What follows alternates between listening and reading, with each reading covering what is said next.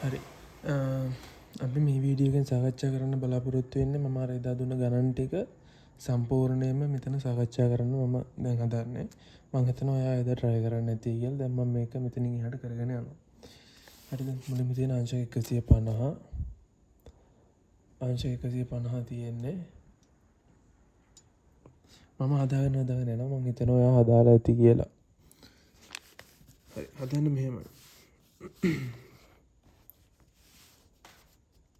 මෙතන තියෙන අංශක 150 ඔයා අර්ථ දැක්වීම මතක ඇති ඔයාට අර්ථ දැක්වීම තිබුණේ අංශක 180 සමානයි 5 රෙඩ් කියලා. එතකොට මට මේක ලියන්න පුළුවන් අංශක 180 සමානයි 5 රෙඩ් කියලා. අංශක 180 කියන්නේ 5 රෙඩ් නම් අංශක 150 කියන්නේ අපි දන්න තියාගයක් කියලා ලියා ගන්නවා. ලියාගෙන ඊට පස්සේ මේක හරස් ගුණ කරනවා. කරන්න මෙහෙමයි. මෙයා මේ පැත්තත් එක්ක වැඩි කරනවා. මෙයා මේ පැත්තත් එක්ක වැඩි කරනවා. 180 වැඩි කිරීමේ x සමානයි 5 වැඩි කිරීමේ 150. කැපෙනවා 3 වරක් 6යි 3 වරක් 5යි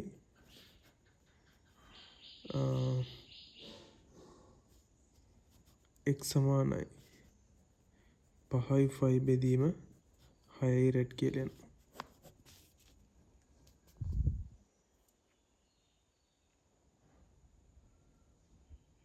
හරි ඊළඟට මම මේක සාකච්ඡා කරන්න බලාපොරොත්තු වෙනවා. මේක තනියෙන් කරන්න. මේ අංශක 135 සාකච්ඡා කරන්න. ඔය දන්නේ අංශක 180 සමානයි 5 රෙඩ් කියන්නේ විතරයි. ඒක ලියාගත්තා. අංශක 135 තමයි හොයන්න තියෙන්නේ. ඒක x කියලා ගන්නවා. ඔය දන්නේ නැති අගයක් ඒ දෙයකට x කියලා ගන්නවා. අරගෙන මේක හරස් ගුණ කරනවා. 180 වැඩි කිරීම x සමානයි 135 වැඩි කිරීම 5 රෙඩ්. හරි. මේක සුළු කරලා බලන්න x උක්ත කරලා බලන්න. x සමානයි ඔයාට e උත්තරයක්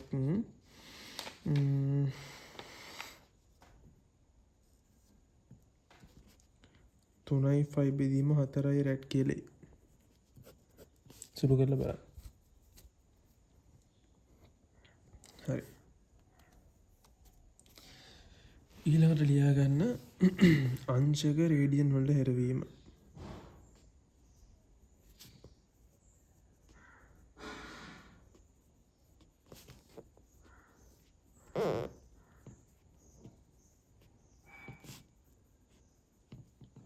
අංශක රේඩියන් වලට හැරවීම. අපි බලමු කොහොමද හරවන්නේ කියලා. මුකුත් නැහැ. ඔයා දන්න එකම තර්කය තමයි මෙතනත් ඔයා ලියා ගන්න අංශක 180 සමානයි 5 රෙඩ් කියලා. ඒක දාලා මෙතනත් කොටු කරගන්න.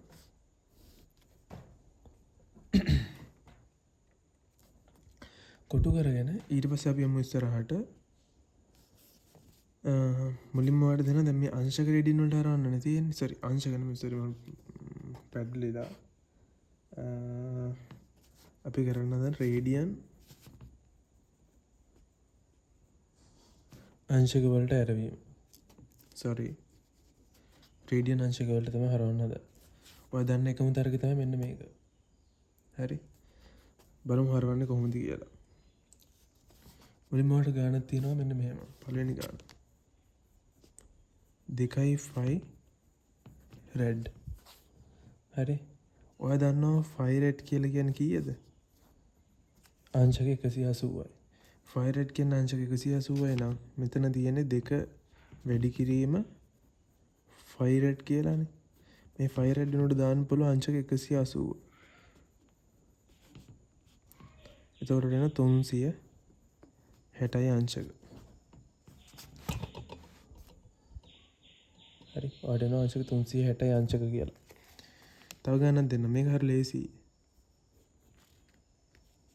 5යි 5 බෙදීම 3යි රෙඩ්. හරි. මේක හදන්නේ මෙහෙමයි.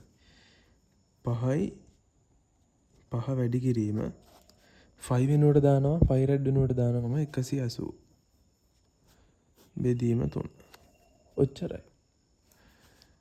3 වරක් 1යි 3 වරක් 6 වරක් 3 18යි 60යි 60 5ක් අංශක 300.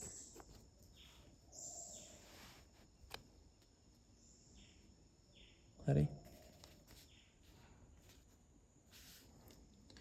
ඒකත් දාගන්න. මේකත් දාගන්න. මේකත් මම කරනවා බලන් ඉන්නවා.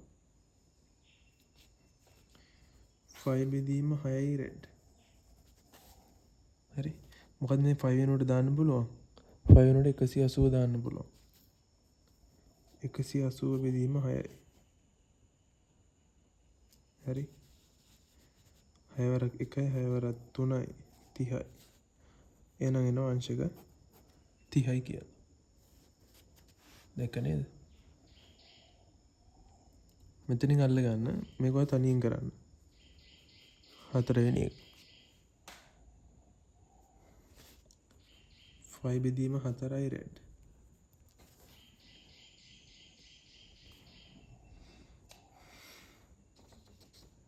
හරි ලේසි. තනියෙන් කරා කියලා මම හිතනවා. මං කිව්වා 5 රෙඩ් බෙදීම 4න්න මෙතන තියෙන්නේ. නේ? මෙතන 5 රෙඩ් බෙදීම 5 බෙදීම 4ක් තමයි තියෙන්නේ. 5 මේක වෙනකොට දාන්න පුළුවන් 180ක්. 180 බෙදීම 4ක් තමයි එන්නේ. 184ට බෙදමු ආසන්න වශයෙන් නෙමෙයි කෙලින්ම එන්නේ අංශක 45යි කියලා. ඉක්මනට ඔය ටික දාගන්න. ඔයා දාගත්තේ නැත්නම් වීඩියෝ එක නවත්තලා හරි දාගන්න. හරි. අපි ඊළඟ කොටසට යනවා. දැන් ත්‍රිකෝණමිතිය පටන් ගන්න කාලේ. දැන් පළවෙනි වීඩියෝ එකේ ඉන්ට්‍රොඩක්ෂන් එක ගන්න දුන්නේ.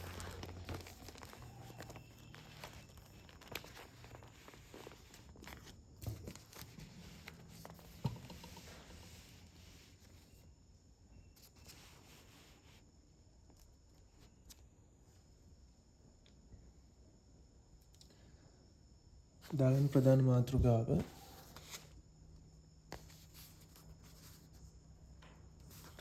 මූලික ත්‍රිකෝණමිතික අනුපාත.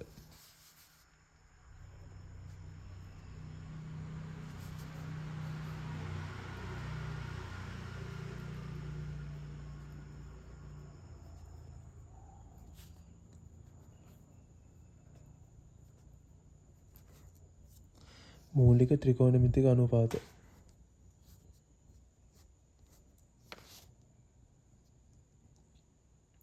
හරිද? අපි මුලින්ම කතා කරන්නේ ඍජුකෝණී ත්‍රිකෝණ සඳහා විතරයි. ඒ හින්දා ඊළඟ අනුමාත්‍රිකව දාගන්න. ඍජුකෝණී ත්‍රිකෝණ සඳහා ත්‍රිකෝණමිතික අනුපාත. sorry ත්‍රිකෝණ මෙහෙම දාගන්නකෝ. ඍජුකෝණී ත්‍රිකෝණ සඳහා අර්ථ දැක්වීම කියලා දාගන්නකෝ. ඍජුකෝණී ත්‍රිකෝණ සඳහා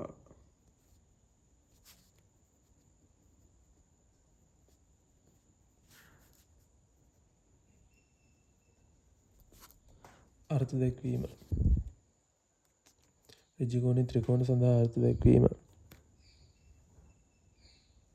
මුලින්ම මම කියන්නේ මේ ඇඩ්වාන්ස් ලෙවල් ළමයි O level පාස් වෙලා ඇවිල්ලා තියෙන්නේ.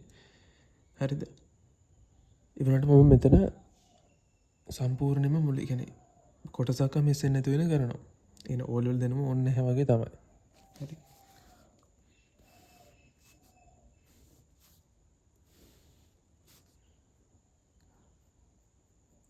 මෙතන ඍජුකෝණී ත්‍රිකෝණයක්. හරිද? ඍජුකෝණී ත්‍රිකෝණ මෙන්න මේ කොටස මෙන්න මේ කෝණය θීටා නම්. හරිද? මෙන්න මේ කෝණය θීටා නම් මේ θීටා කෝණයට ඉස්සරහින් තියෙන පාදයට අපි කියනවා සම්මුඛ පාදය.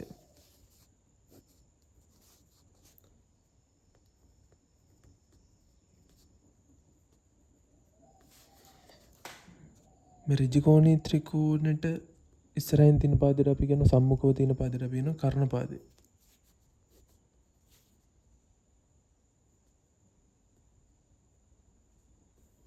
මෙන්න මේ අංශක 90ට ඉස්සරහින් තියෙන පාදය කර්ණ පාදය.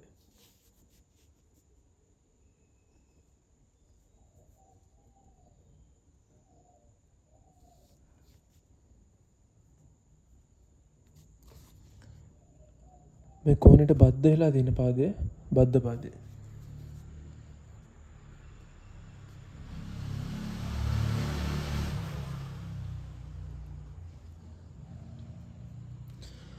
හරිද? O level වල තිබුණේ ත්‍රිකෝණමිතික අනුපාත 3යි.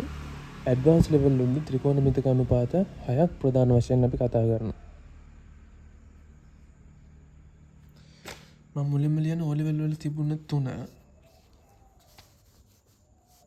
sin theta.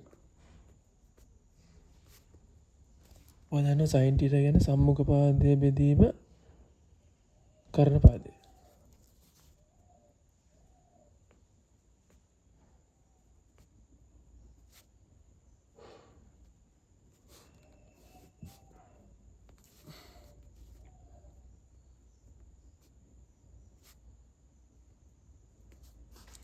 සම්මුඛ පාදයේ බෙදීම කර්ණ පාදය.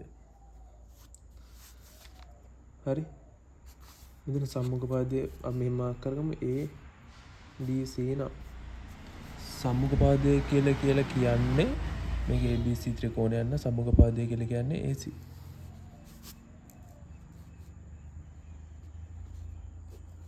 කර්ණ පාදය කියලා කියන්නේ BC.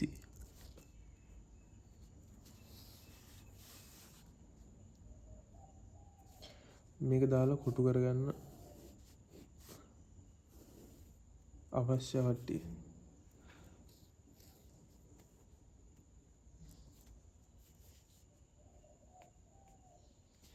ඊළඟ ත්‍රිකෝණමිතික අනුපාතය තමයි cos theta.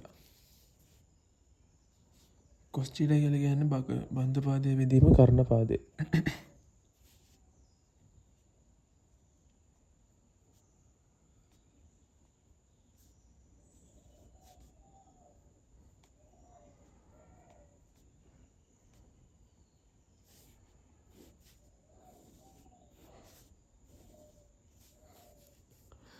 බද්ධ පාදය කියලා කියන්නේ AB.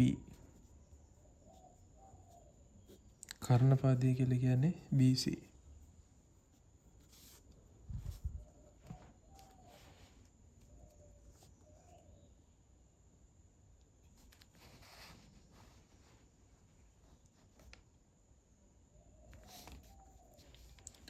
ඊළඟ අපි කතා කරන්නේ tan theta.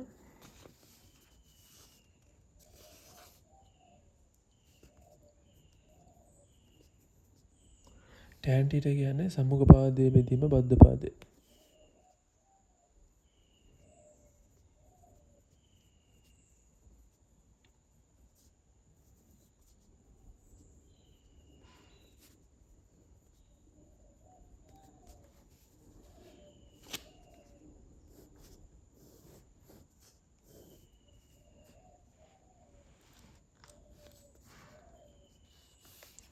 සම්මුඛ පාදයේ BC.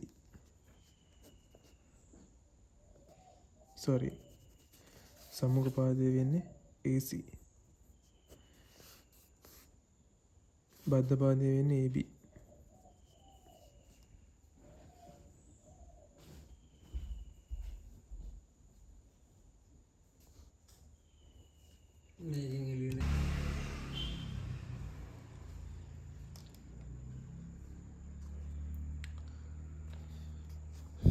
හරි. ඊළඟට තියෙන ප්‍රධාන ත්‍රිකෝණමිතික අනුපාතය තමයි අනුපාතයට කලින් ඔයා තරුවක් දාලා රතු පාටින් තරුවක් දාලා මෙන්න මේ ත්‍රිකෝණමිතික මේක අනුපාතයක් නෙමෙයි. අපිට tan theta ලියන්න පුළුවන් අපිට sin theta බෙදීම cos theta කියලා. රතු පාටින් කොටු කරන්න මේක ගොඩක් වැදගත්. මේක අපිට ගණන් හදන්න ඕන වෙනවා. tan theta සමානයි sin theta බෙදීම cos theta කියලා ලියා ගන්න. මේක කෙලින්ම මතක තියාගන්න ඕනේ. tan theta සමානයි sin theta බෙදීම cos theta.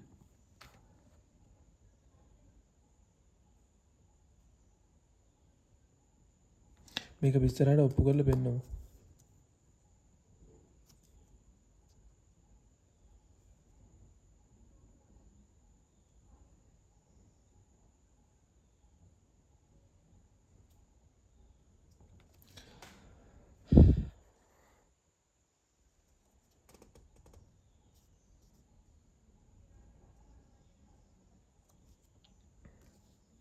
හරි මෙතන මම පැය කාලක් ගෙලලා දෙනවා. මම මේක මෙතනින් නවත්තලා ඊළඟෙන් පටන් ගන්නවා.